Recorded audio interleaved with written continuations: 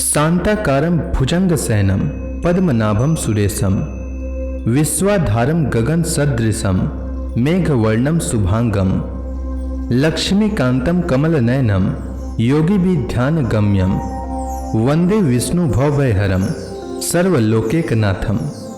मंगलम भगवान विष्णु, मंगलम गरुड़ध्वज, मंगलम पुंडरीकाक्ष, मंगलाय तनोहरि। ओम नमो भगवते वासुदेवाय। आज का दिन आप सभी के लिए मंगलमय हो।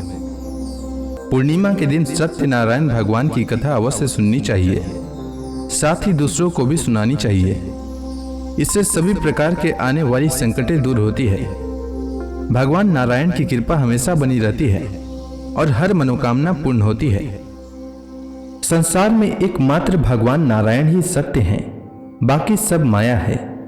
सत्य में ही सारा जगत समाया हुआ है। सत्य को नारायण के रूप में पूजना ही श्री सत्यनारायण भगवान की पूजा है। तो प्रेम से बोलिए श्री सत्यनारायण भगवान की जय। श्री सत्यनारायण व्रत कथा पहला अध्याय। प्राचीन समय की बात है।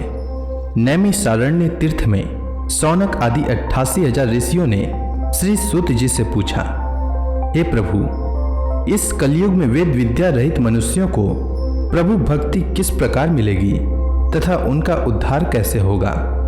हे मुनिश्रेष्ठ, कोई ऐसा तप कहिए जिसमें थोड़े समय में पुण्य प्राप्त हो तथा मनवांछित फल भी मिले। वह कथा सुनने की हमारी प्रबल इच्छा है। सर्वशास्त्र ज्ञाता श्री सूत जी बोले, हे वैष्णव में पूज्य, आप सब ने प्राणियों के हित की बात पूछी है। अब मैं उस श्रेष्ठ व्रत को आप लोगों से कहूंगा जिस व्रत को नारद जी ने श्री लक्ष्मी नारायण भगवान से पूछा था और श्री लक्ष्मीपति ने मुनि श्रेष्ठ नारद जी से कहा था। यह कथा ध्यान से सुनिए। एक समय की बात है। योगी राज नारद जी दूसरों के हित की इच्छा से अनेक लोकों में घूमते हुए मृत्यु लोक में आ पहुंचे।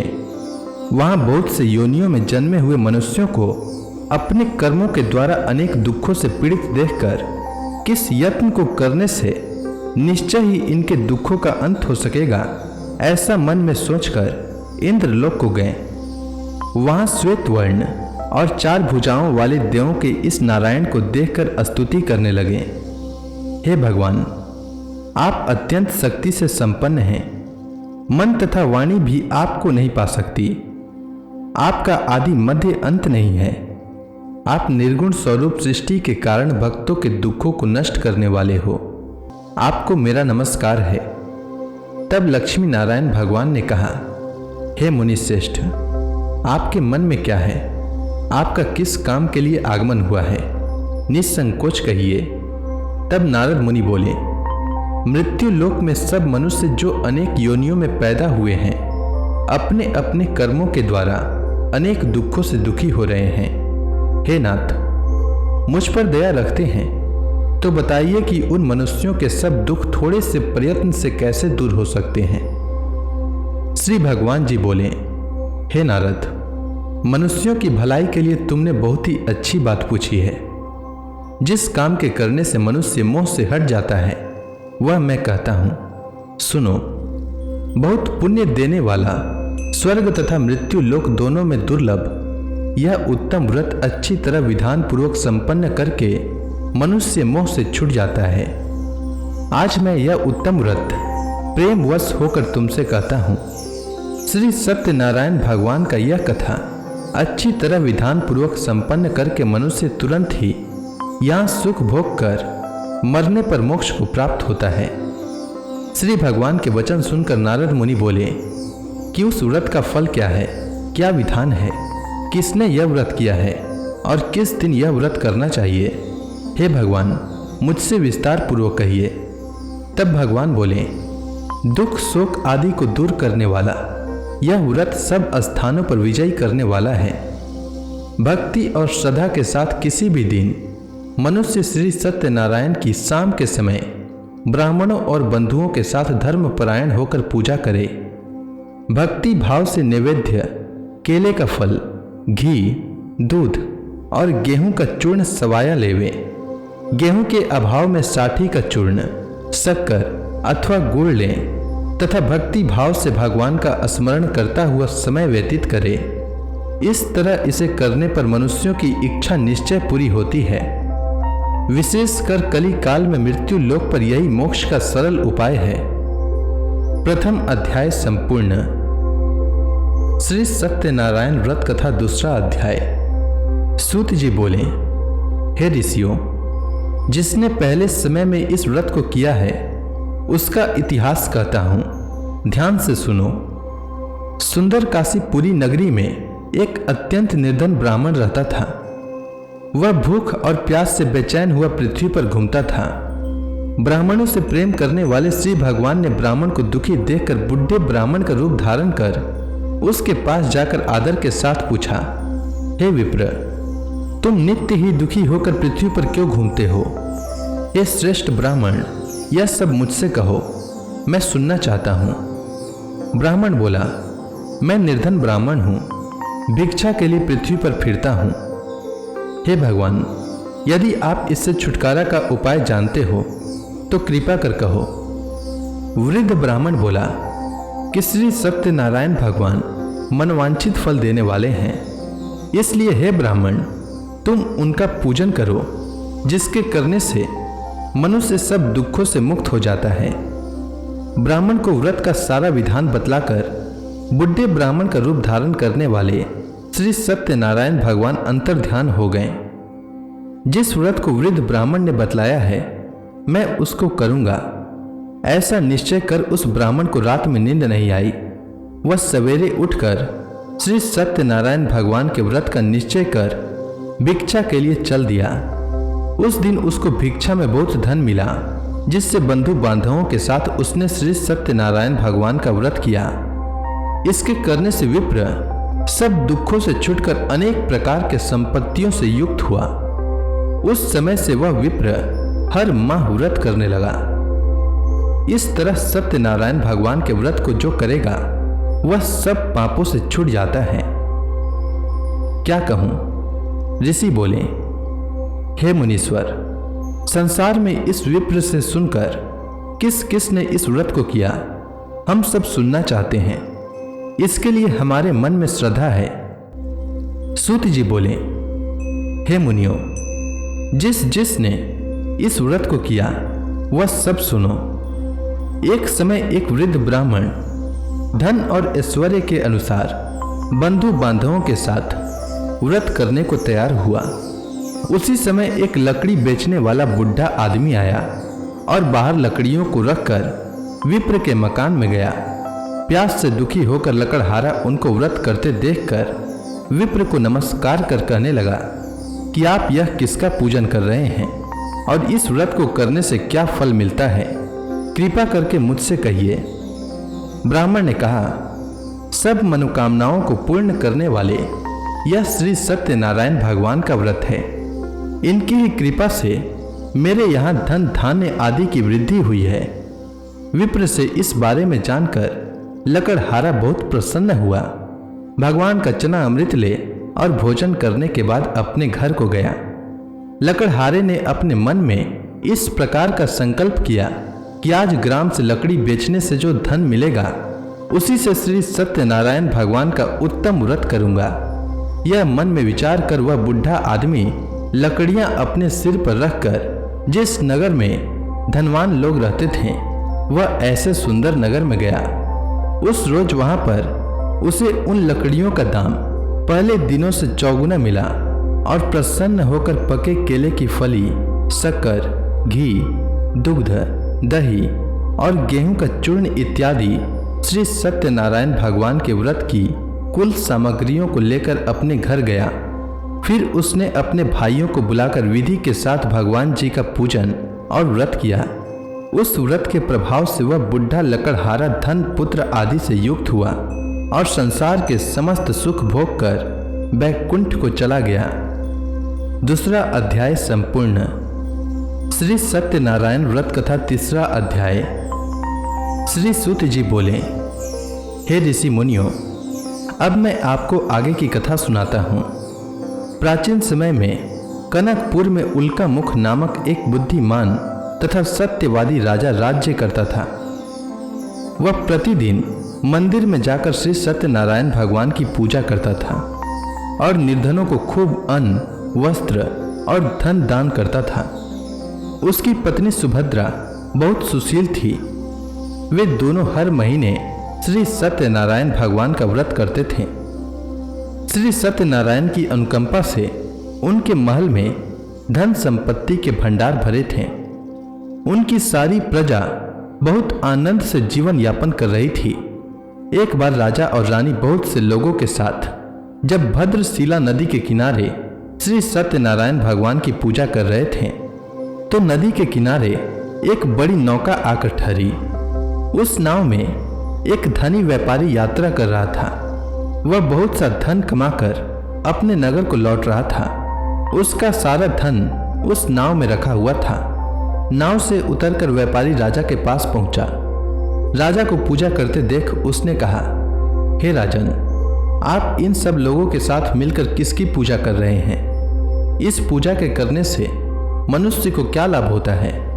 राजा ने व्यापारी से कहा, हम हर पूर्णिमा को सत्यनारायण भगवान का व्रत करते हैं और फिर पूजा अर्चना के बाद भगवान का प्रसाद लोगों को बांटकर स्वयं भी प्रसाद ग्रहण करते हैं। सत्यनारायण भगवान की पूजा से निसंतान को संतान प्राप्त होता है और दुखियों के दुख दूर होते हैं। राजा की बात सुनकर व्यापारी ने कहा, हे राजन, मैं श्री सत्यनारायण भगवान का व्रत करना चाहता हूँ। कृपया मुझे इस व्रत को करने की विधि बताएं। राजा ने व्यापारी को सत्यनारायण व्रत की पूरी विधि बताई। राजा ने व्रत कथा सुनने के बाद व्यापारी को भी प्रसाद दिया। श्री सत्यनारायण भगवान का स्मरण करते हुए व्यापारी ने प्रसाद ग्रहण किया और वापस लौटकर अपनी पत्नी लीलावती से कहा, हमारी कोई संतान नहीं है। कनकपुर के राजा उल्का मुख ने मुझे बताया है कि श्री सत्यनारायण भगवान का व्रत करने और उनकी कथा सुनने से सभी मनोकामनाएं पूर्ण होती है। यदि सत्यनारायण भगवान की अनुकंपा से हमारे कोई संतान हुई तो मैं श्री सत्यनारायण भगवान का व्रत अवश्य करूंगा। व्यापारी के ऐसा निश्चय करने के कुछ समय बाद लीलावती गर्भवती हो गई। 10वें महीने में उसने एक सुंदर कन्या को जन्म दिया। व्यापारी ने पुत्री जन्म पर बहुत खुशियां मनाई, लेकिन सत्यनारायण भगवान का व्रत नहीं किया। जब उसकी पत्नी लीलावती ने अपने पति से श्री सत्यनारायण भगवान का व्रत करने के लिए कहा तो वह बोला, अभी क्या जल्दी है, मैं इधर व्यापार में बहुत व्यस्त हूँ, मुझे अभी फुर्सत नहीं है। जब अपनी बेटी बड़ी हो जाएगी और इसका विवाह करूंगा तो मैं अवश्य श्री सत्यनारायण भगवान का व्रत करूंगा। अपने पति के वचन सुनकर लीलावती चुप रह गई। व्यापारी की कन्या कलावती शुक्ल पक्ष की चंद्रमा की तरह तेजी से बड़ी होने लगी। पलक झपकते ही 16 वर्ष बीत गए। एक दिन व्यापार में बहुत सा धन कमाकर घर लौटे व्यापारी ने अपनी बेटी को सहेलियों के साथ उपवन में देखा तो उसे उसके विवाह की चिंता होने लगी। व्यापारी ने कलावती के लिए सुयोग्य वर ढूंढने के लिए अपने सेवकों को दूर दूर के नगरों में भेजा। व्यापारी के सेवक कंचनपुर नगर में पहुंचे। उस नगर में उन्होंने एक वणिक पुत्र को देखा। वणिक का बेटा अत्यंत सुंदर और गुणवान था। सेवकों ने वापस लौटकर व्यापारी को उस वणिक के बेटे के बारे में बताया। व्यापारी उस सुंदर लड़के को देखकर बहुत प्रसन्न हुआ और कलावती का विवाह बहुत धूमधाम से उसके साथ कर दिया। दहेज में उस वणिक पुत्र को बहुत सा धन दिया। कलावती का विवाह भी हो गया, लेकिन व्यापारी ने श्री सत्यनारायण भगवान का व्रत नहीं किया। लीलावती ने अपने पति से कहा, हे नाथ, आपने कलावती के विवाह पर श्री सत्यनारायण भगवान का व्रत करने का निश्चय किया था, अब तो आपको व्रत कर ही लेना चाहिए। पत्नी की बात सुनकर व्यापारी ने कहा, अभी तो मैं अपने दामाद के साथ व्यापार पर जा रहा हूँ। व्यापार से लौटने पर श्री सत्यनारायण भगवान का व्रत पूजा अवश्य करूंगा। यह कहकर व्यापारी ने कई नावों में सामान भरा और अपने दामाद तथा सेवकों के साथ व्यापार के लिए निकल पड़ा। उस व्यापारी द्वारा बार बार व्रत का निश्चय करने और फिर व्रत न करने से सत्यनारायण भगवान क्रोधित हो गए और व्यापारी को दंड देने का निश्चय किया। व्यापारी अपने दामाद के साथ रत्नसारपुर में पहुंचकर व्यापार करने लगा। एक दिन कुछ चोर महल से चोरी करके भाग रहे थे। सैनिक उनका पीछा कर रहे थे। भागते हुए चोरों ने सैनिकों से बचने के लिए चोरी का धन अवसर पाकर व्यापारी की नाव में छुपा दिया। खाली हाथ चोर आराम से भाग गए। चोरों का पीछा करते हुए सैनिक व्यापारी के पास पहुंचे। उन्होंने व्यापारी की नाव की तलाशी ली तो उन्हें राजा का चोरी किया गया धन मिल गया। तब सैनिक व्यापारी और उसके दामाद को बंदी बनाकर राजा के पास ले गए। राजा ने उन दोनों को बंदी गृह में डाल दिया और उनका सारा धन ले लिया। श्री सत्यनारायण भगवान के प्रकोप से उधर लीलावती पर भी मुसीबतों का पहाड़ टूट पड़ा। उसके घर में चोरी हो गई और चोर सारा धन चुरा कर ले गए। घर में खाने के लिए अन्न भी नहीं बचा था। भूख प्यास से व्याकुल होकर व्यापारी की बेटी कलावती एक ब्राह्मण के घर गई। उस ब्राह्मण के घर में श्री सत्यनारायण भगवान की व्रत कथा हो रही थी। उसने भी वहां बैठकर व्रत कथा का श्रवण किया और प्रसाद लिया। घर लौटकर कलावती ने अपनी मां लीलावती को सारी बात बताई। कलावती से श्री सत्यनारायण भगवान की व्रत कथा की बात सुनकर लीलावती ने भी व्रत करने का निश्चय किया। अगले दिन लीलावती ने अपने परिवार और आसपास के लोगों के साथ श्री सत्यनारायण भगवान की पूजा की। पूजा के बाद सबको प्रसाद बांटकर स्वयं भी प्रसाद ग्रहण किया। लीलावती ने अपने पति और दामाद के घर लौट आने की मनोकामना से श्री सत्यनारायण भगवान का व्रत किया था। लीलावती के विधि पूर्वक व्रत करने और प्रसाद ग्रहण करने से श्री सत्यनारायण भगवान ने प्रसन्न होकर उसकी मनोकामना पूरी की। उन्होंने राजा चंद्रकेतु को स्वप्न में दर्शन देकर कहा, हे राजन, व्यापारी और उसका दामाद बिल्कुल निर्दोष है। सुबह उठते ही दोनों को मुक्त कर दो। उन दोनों का सारा धन भी वापस लौटा दो। यदि तुमने ऐसा नहीं किया तो मैं तुम्हारा सारा वैभव नष्ट कर दूंगा। इतना कहकर श्री सत्यनारायण भगवान अंतर ध्यान हो गए। प्रातः होते ही राजा चंद्रकेतु ने अपने मंत्रियों और राज ज्योतिषियों को रात के स्वप्न की बात बताई तो सबने व्यापारी और उसके दामाद को छोड़ देने के लिए कहा। राजा चंद्रकेतु ने तुरंत उस व्यापारी और उसके दामाद को छोड़ दिया। उनका सारा धन भी वापस कर दिया। इस प्रकार श्री सत्यनारायण भगवान की अनुकंपा से व्यापारी और उसका दामाद दोनों खुशी खुशी अपने नगर की ओर चल दिए। तृतीय अध्याय समाप्त। श्री सत्यनारायण व्रत कथा चतुर्थ अध्याय।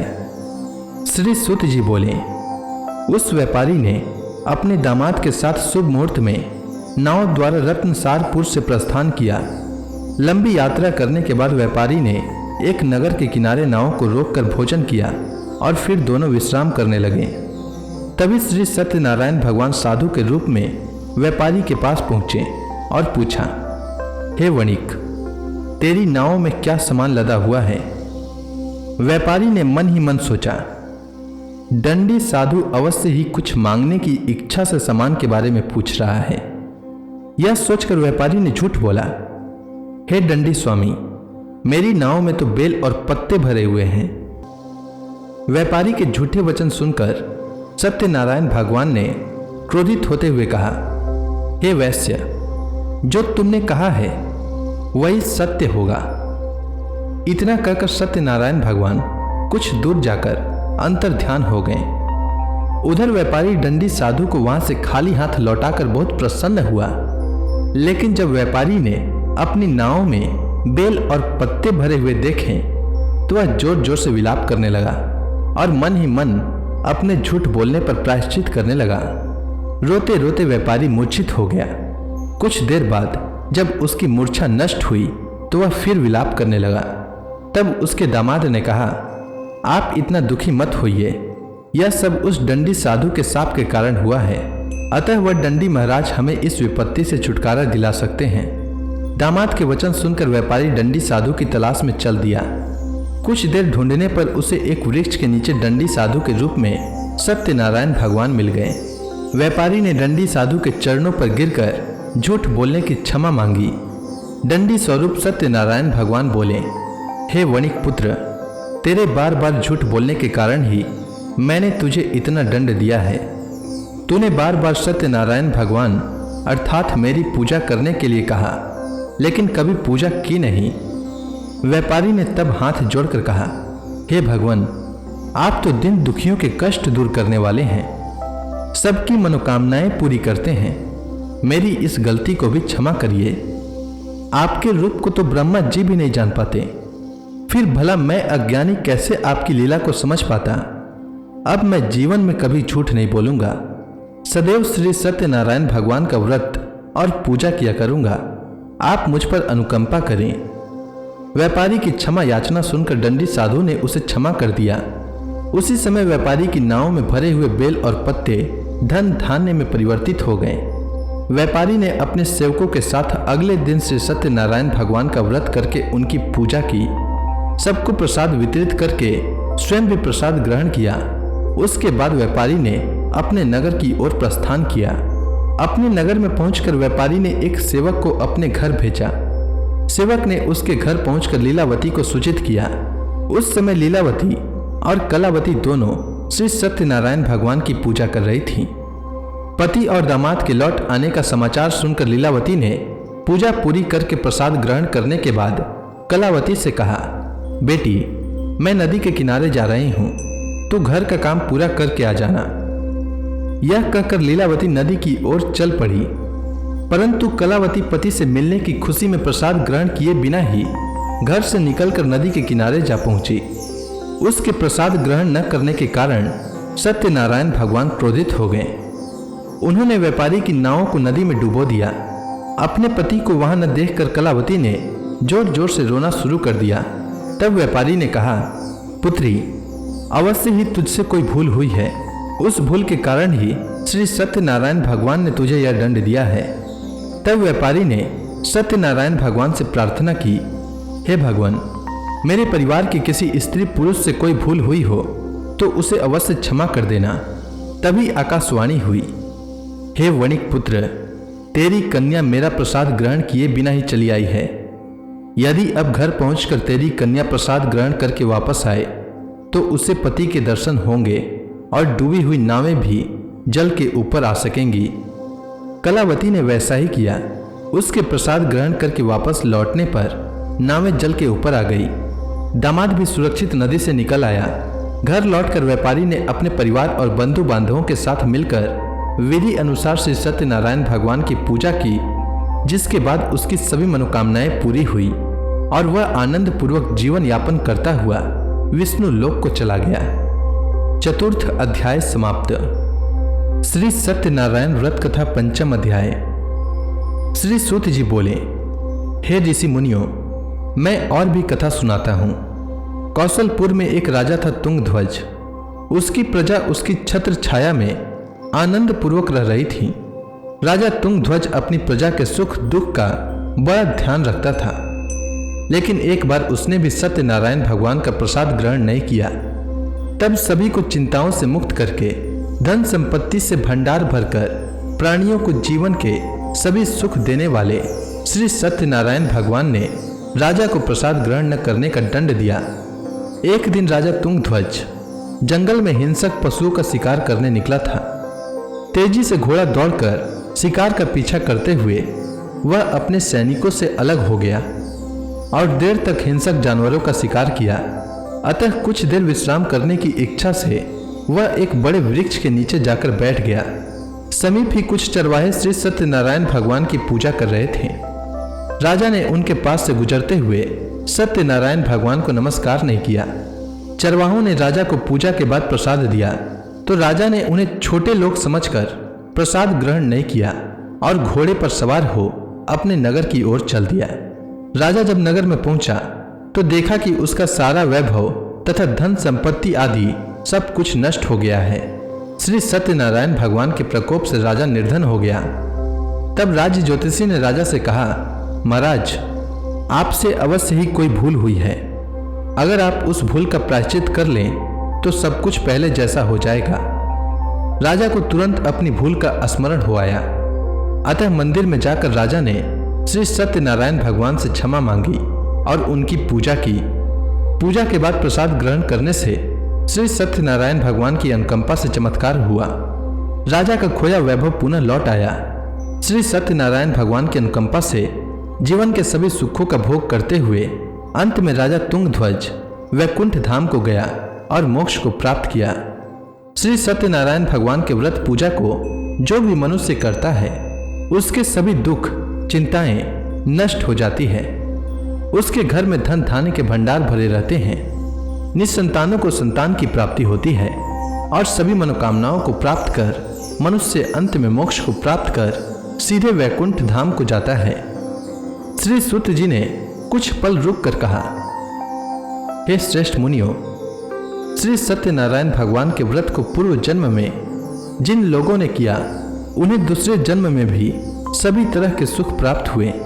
वृद्ध सतानंद ब्राह्मण ने पूर्व जन्म में सत्यनारायण का विधिवत व्रत किया तो दूसरे जन्म में सुदामा के रूप में भगवान की पूजा करते हुए अंत में मोक्ष को प्राप्त कर वैकुंठ धाम को चला गया। उल्का मुख राजा अगले जन्म में राजा दशरथ के रूप में मोक्ष को प्राप्त करके वैकुंठ को गए। व्यापारी ने मोर ध्वज के रूप में जन्म लिया और अपने पुत्र को आरे से चिरकर भगवान की अनुकंपा से वैकुंठ को प्राप्त किया। राजा तुंग ध्वज अगले जन्म में मनु के रूप में जन्म लेकर भगवान का पूजा पाठ करते हुए लोकप्रिय होकर सत्कर्म करते हुए मोक्ष को प्राप्त कर वैकुंठ धाम को चले गए। हे ऋषि मुनियों, श्री सत्यनारायण भगवान का व्रत और पूजा मनुष्य को सभी चिंताओं से मुक्त करके धन संपत्ति के भंडार भरकर अंत में जन्म जन्मांतर के चक्रव्यूह से मुक्ति दिलाकर मोक्ष प्रदान करता है। तो इसी के साथ श्री सत्यनारायण भगवान की व्रत कथा पूर्ण होती है। तो प्रेम से बोलिए श्री सत्यनारायण भगवान की जय। अब आप सभी भक्तगण हाथ जोड़कर श्री सत्यनारायण भगवान का ध्यान करें, आरती होने वाली है।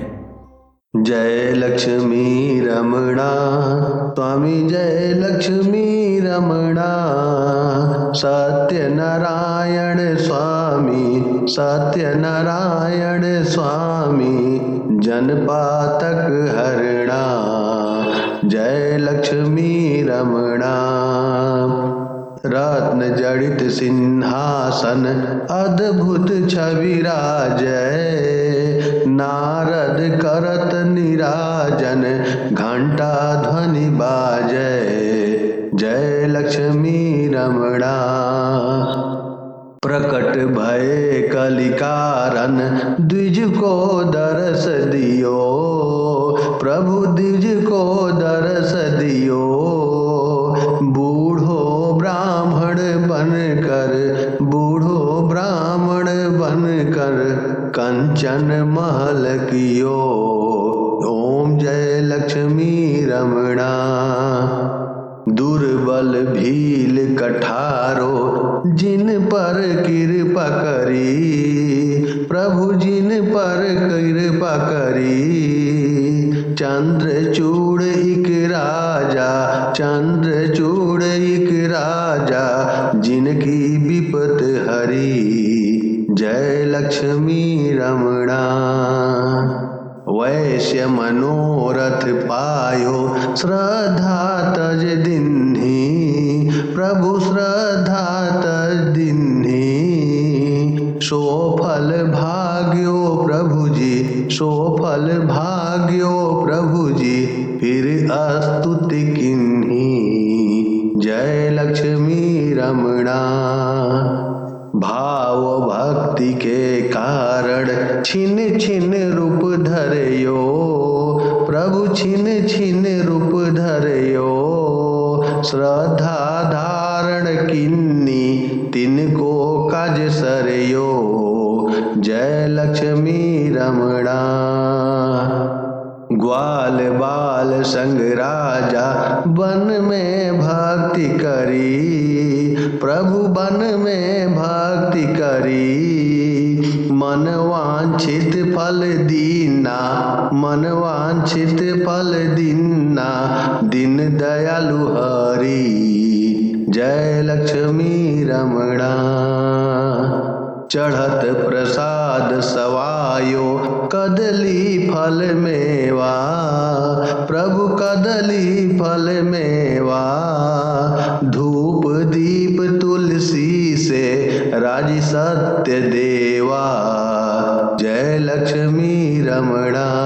सत्यनारायण जी की आरती जो कोई नर गावे, प्रभु आरती जो कोई नर गावे, रिद्धि सिद्धि सुख संपत्ति, रिद्धि सिद्धि पति जी भर के पावे।